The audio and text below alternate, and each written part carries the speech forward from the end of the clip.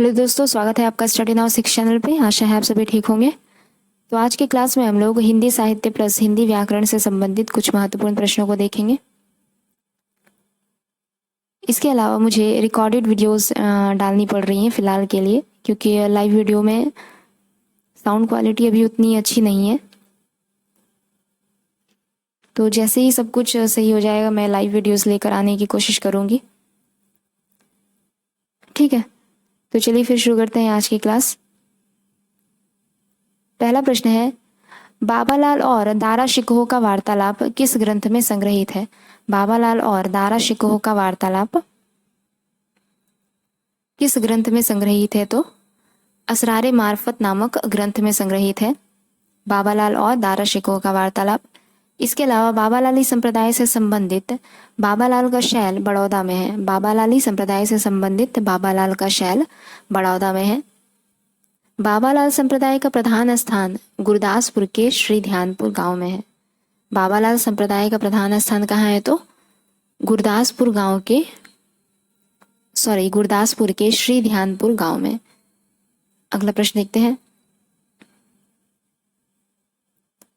सुंदरदास की रचनाओं का संकलन सुंदर ग्रंथावली किसने संपादित किया? सुंदरदास की रचनाओं का संकलन सुंदर ग्रंथावली का संपादन किसने किया? तो पुरोहित हरिनारायण शर्मा ने।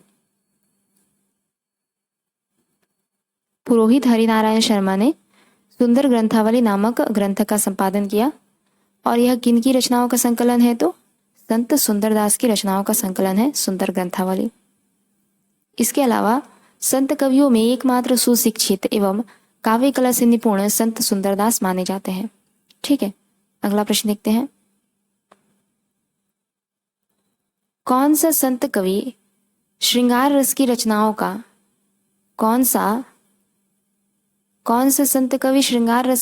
का कट्टर विरोधी था तथा केशव की रसिक प्रिया, नंद की रस मंजरी और सुंदर कविराय कृत सुंदर श्रृंगार की निंदा में छंद भी लिखा?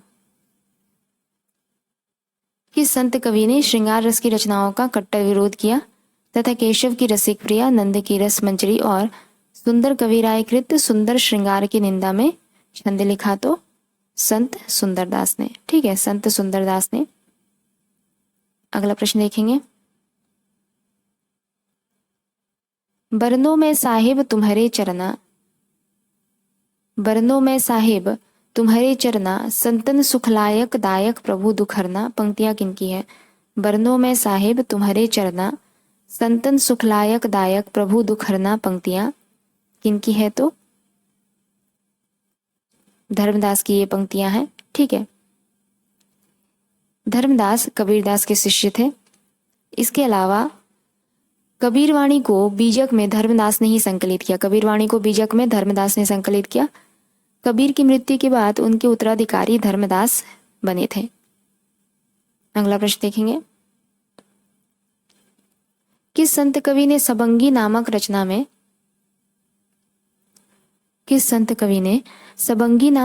में अपनी तथा अन्य प्रसिद्ध निर्गुण संत कवियों की वाणी का संकलन किया? निम्न में से किस संत कवि ने सबंगी नामक रचना में अपनी तथा अन्य प्रसिद्ध निर्गुण संत कवियों की वाणी का संकलन किया? तो संत रज्जब ने सबंगी नामक रचना में अपनी तथा अन्य निर्गुण संत कवियों की वाणी का संकलन किया। संत रज्जब का पूरा नाम क्या था? तो रज्जब अली खां। इसके अलावा रज्जब के गुरु थे दादू दयाल। अगला प्रश्न देखेंगे।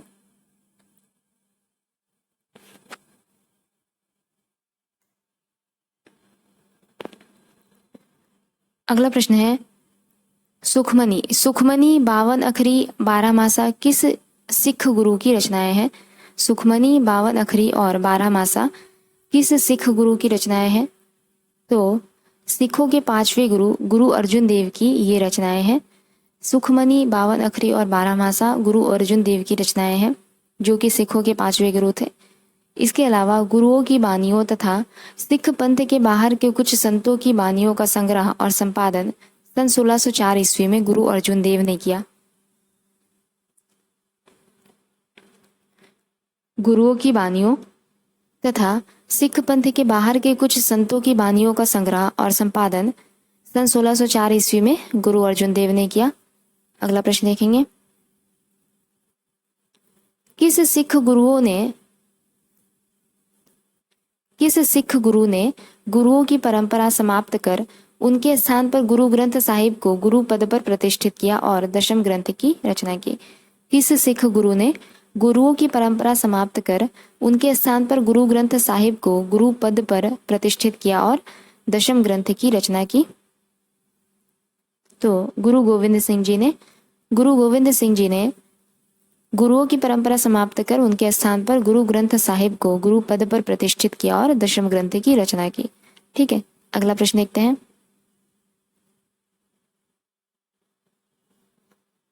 शांत सरसी तथा निरंजन संग्रह नामक ग्रंथों के रचयिता कौन है? शांत सरसी तथा निरंजन संग्रह नामक ग्रंथों के रचयिता कौन रहे? तो निपट निरंजन स्वामी शांत सरसी तथा निरंजन संग्रह नामक ग्रंथों के रचयिता रहे। अगला प्रश्न देखते हैं, प्रसिद्ध छत्रसाल के गुरु कौन संत कवि थे? प्रसिद्ध छत्रसाल के गुरु कौन संत कवि थे? तो प्रसिद्ध छत्रसाल के गुरु अक्षर अनन्य थे। ठीक है, प्रसिद्ध छत्रसाल के गुरु अक्षर अनन्य थे। इनकी कुछ रचनाएं हैं, राजयोग, विज्ञान योग, सिद्धांत बोध, ब्रह्म ज्ञान, अनन्य प्रकाश। ये सभी किनकी रचनाएं हैं? तो अक्षर अनन्य की रचनाएं हैं। अगला प्रश्न देखेंगे,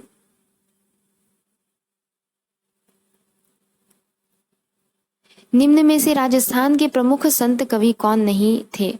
इनमें से राजस्थान के प्रमुख संत कवि कौन नहीं थे? तो संत सिंगा ये राजस्थान के संत कवि नहीं थे, बल्कि ये मध्य प्रदेश के संत थे। इसके अलावा जंभनाथ, हरिदास निरंजनी, सुंदरदास ये सभी राजस्थान के प्रमुख संत कवि थे। अगला प्रश्न देखेंगे,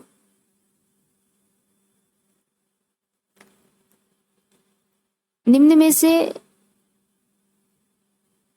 कौन संत कवि कवित और सवैया निम्न संत कवियों में से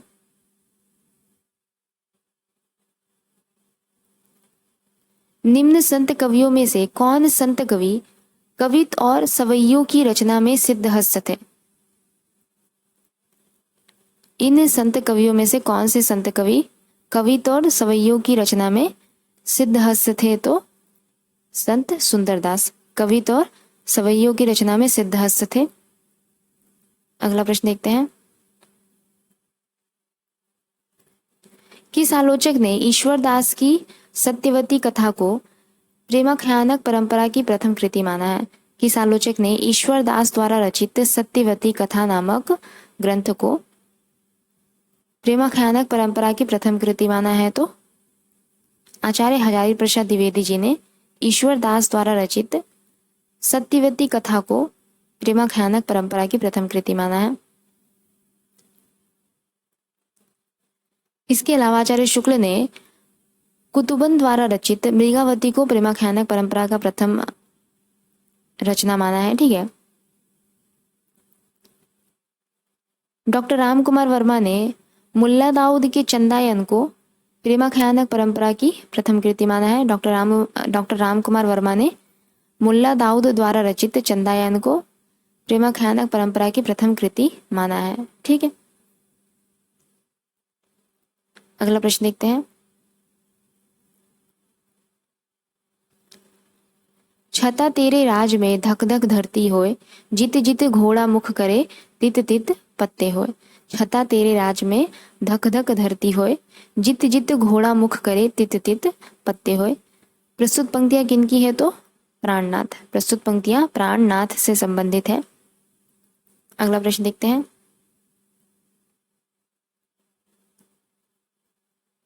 निम्न में से राजस्थानी में रचित प्रमुख प्रेमाख्यानक रचना कौन सी है? राजस्थानी में रचित प्रमुख प्रेमाख्यानक रचना कौन सी है? तो हंसावली, ढोला मारूरा दोहा, माधवानल, कामकंतला। ये सभी राजस्थानी में रचित प्रेमाख्यानक रचनाएं हैं। हंसावली के रचयिता रहे असाइत, ढोला मारूरा दोहा के रचयिता रहे कल्लोल कवि। इसके अलावा माधवानल काम कंतला नाम से 2 रचनाएं हैं। ठीक है, तो यहाँ पे जो है राजस्थानी में रचित माधवानल काम कंतला है, इसके रचयिता रहे कुशल लाभ। ठीक है, माधवानल काम कंतला के रचयिता रहे कुशल लाभ। इसके अलावा गणपति द्वारा रचित भी एक माधवानल काम कंतला है, जिसे केवल दोहे में लिखा गया है। ठीक है, गणपति द्वारा रचित प्रेमाख्यानक काव्य माधवानल काम कंतला को केवल दोहे में लिखा गया है, याद रखिएगा। और यहाँ पे जो माधवानल काम कंतला है इसके रचयिता रहे कुशल लाभ। अगला प्रश्न देखेंगे, नल चरित्र किनकी रचना है? नल चरित्र किनकी रचना है? तो नल चरित्र मुकुंद सिंह की रचना है। ठीक है, अगला प्रश्न देखते हैं, किस कवि ने फारसी के लैला मजनू आख्यान को लेकर लैले मजनू नामक काव्य की रचना की? किस कवि ने फारसी के लैला मजनू आख्यान को लेकर लैले मजनू काव्य की रचना की है? तो जान कवि ने फारसी के लैला मजनू आख्यान को लेकर लैले मजनू काव्य की रचना की। अगला प्रश्न देखते हैं, कवि असाइद ने अपने ग्रंथ हंसावली का रचना स्रोत किस कथा को माना है? तो कवि असाइद ने अपने ग्रंथ हंसावली का रचना स्रोत विक्रम बेताल की कथा को माना है। कवि असाइद ने अपने ग्रंथ हंसावली का रचना स्रोत विक्रम बेताल की कथा को माना है। अगला प्रश्न देखते हैं, महावार किसका पर्यायवाची शब्द है? अब कुछ प्रश्न है जो कि व्याकरण से संबंधित है। अभी के जो वीडियोस आ रहे हैं उसमें ज़्यादा प्रश्न मैं नहीं ले पा रही हूँ, थोड़ी अभी समय कम है इस वजह से। ठीक है, थोड़ी बिजी चल रही हूँ, पर जैसे ही समय मिलेगा मैं अधिक प्रश्नों के साथ वीडियोस लाना शुरू करूँगी मैं। ठीक है,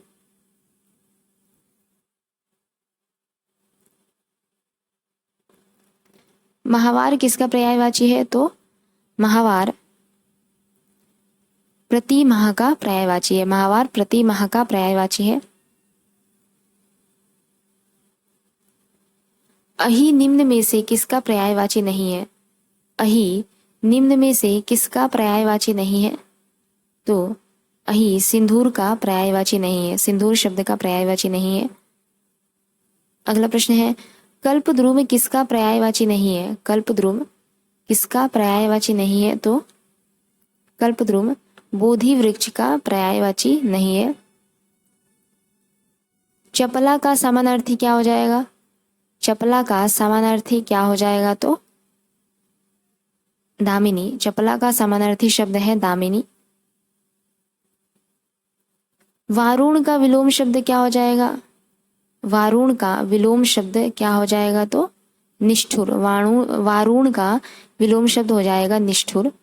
अगला प्रश्न देखेंगे, जिसके पास घर ना हो वाक्यांश के लिए एक शब्द क्या हो जाएगा?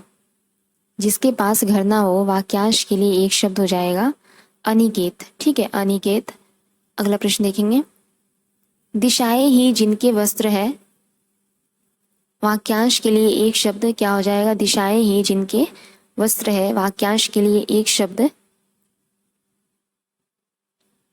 दिगंबर। दिशाएं ही जिनके वस्त्र है, इस वाक्यांश के लिए एक शब्द हो जाएगा दिगंबर।